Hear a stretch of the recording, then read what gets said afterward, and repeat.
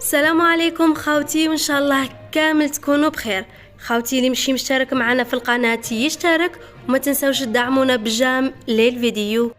بعد الزلزال التي أحدثته العلامة المرجانية في السوق الأوروبية، وخاصة في أوساط النخب الإعلامية والترندات ومواقع التواصل التي وصل صداها لغرف البيت الأبيض، فرنسا تمنع دخولها إلى السوق عبر الجمارك، وهي بصدد إعداد قانون يمنعها بالكامل من السوق الأوروبية. ينتقل الصراع إلى أجنحة السلطة في انتظار طريقها للرد بالمثل والضرب بيد من حديد ومنع منتجاتهم في السوق.